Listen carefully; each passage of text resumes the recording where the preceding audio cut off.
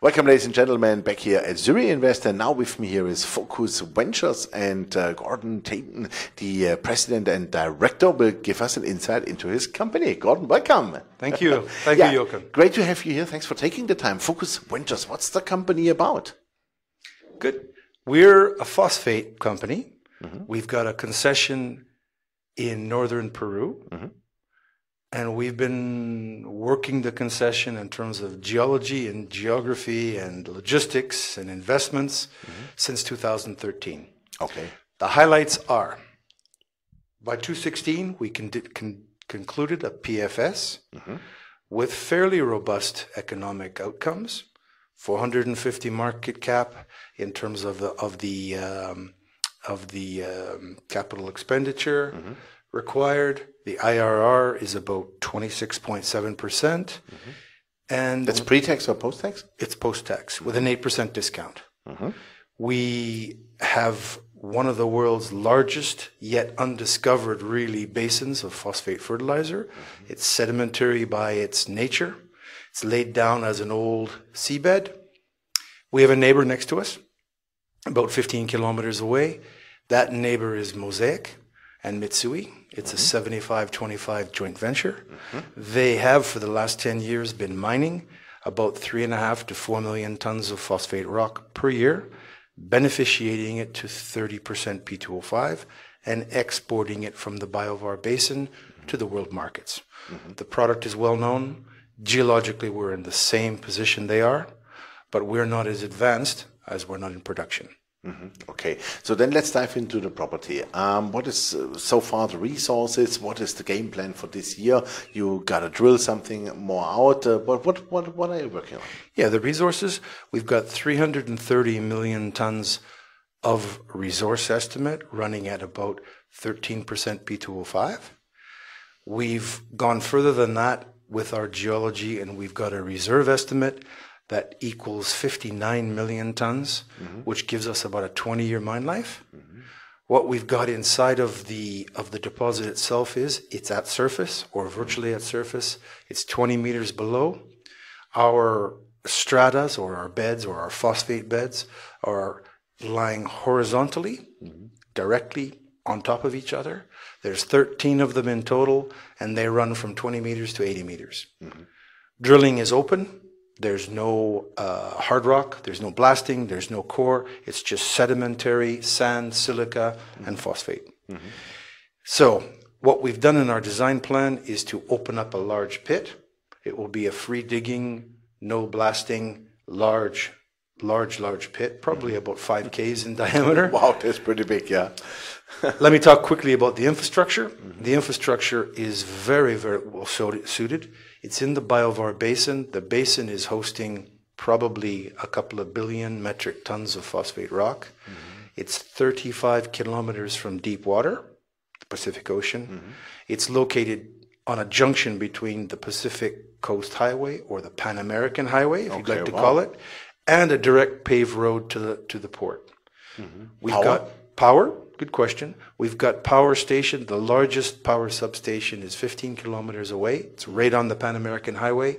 And Peru has a surplus of power generation, mostly from gas and secondary from hydro.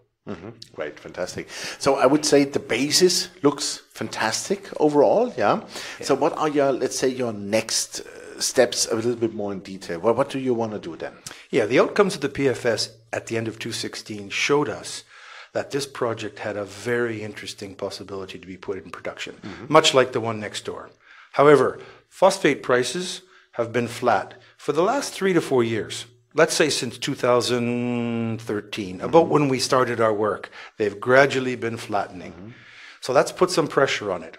So in 2017, we did 3 optimization programs. Number 1, we took from our drill core about 250 kilos of representative sample. We took it into an engineering firm in Florida called Jacobs. It's a well-known phosphate sort of expertise in beneficiation, plant development in the phosphate sector. And we had a bunch of tests run.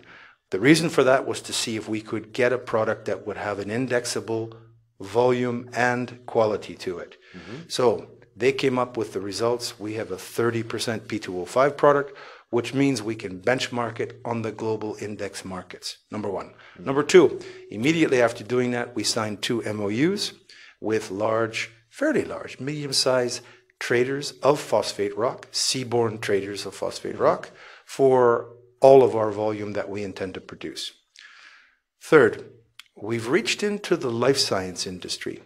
This is an industry that is using polymers and coatings and enhancers to further add nutrient balance, security, and value to fertilizers in general.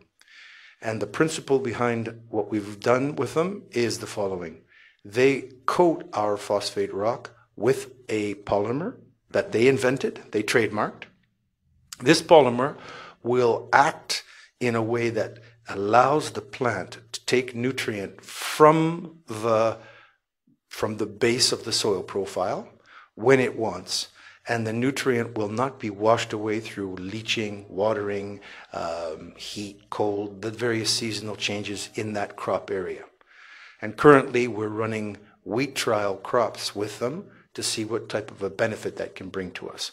The idea here is to approach the phosphorus deficient soil profiles in North America and Central America with a product that will be direct application with a polymer on it. And our last but not least, our fourth profile, or pardon me, optionization is what we call elemental phosphorus. This is also known as white phosphorus. It's also known as P4.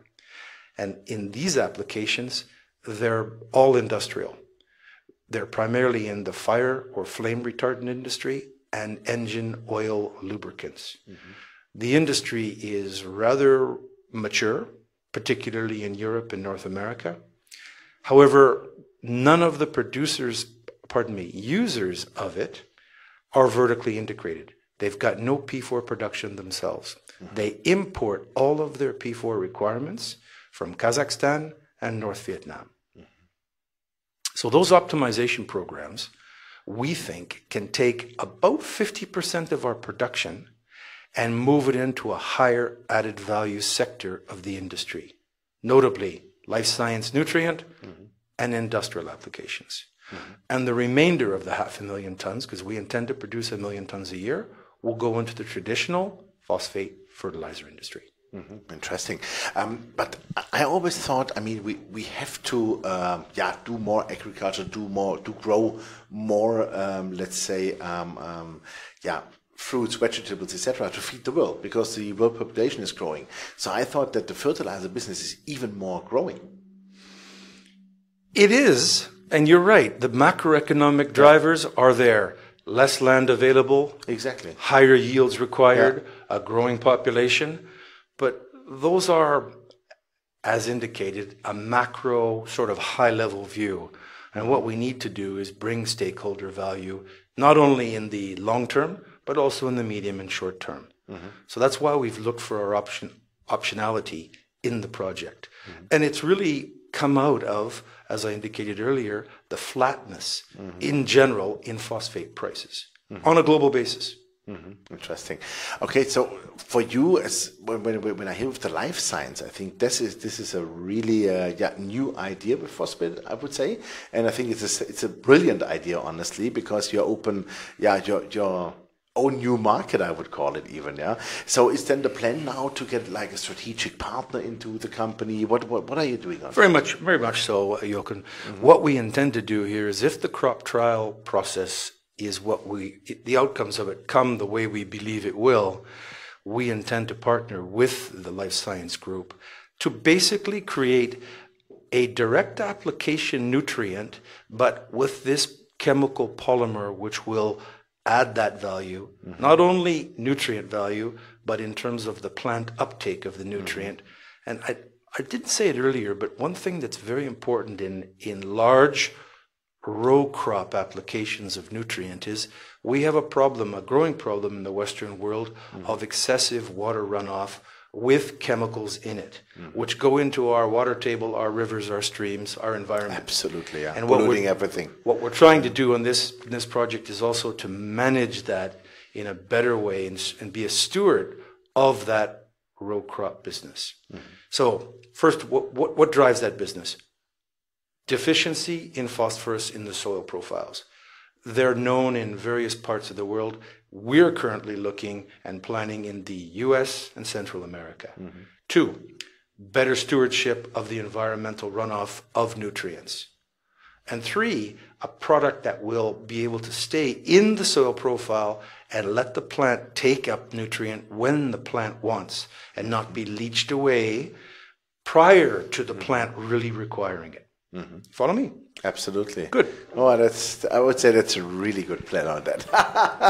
It's agronomics in some way, and I'm not an agronomist, but we've had a very positive, to date, a very positive dialogue and working with the life science group that we're dealing with. Great. So when can we expect your strategic partner? We've actually announced them on our website. Yeah. We can tell the name. It's a public business. It's Verdician. They're based in Cary, North Carolina.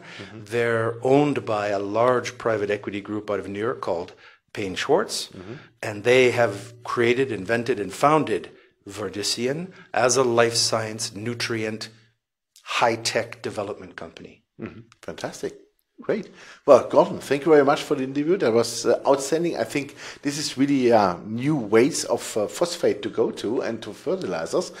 Outstanding. I like it. Thank you very much for having me today. Thank you. All right. Yeah, ladies and gentlemen, it was Gordon Tainton, the president and director of Focus Ventures. And yeah, you heard it, new ways of phosphate, of fertilizers, also to put it into life science, healthcare.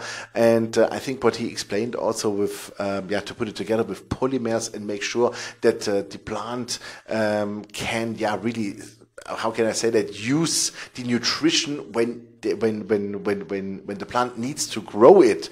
I think that's outstanding technology, and we really keep fingers crossed that they make it, because that's exactly what the world needs. Check it out. Thanks for watching us. Bye-bye from Zurich.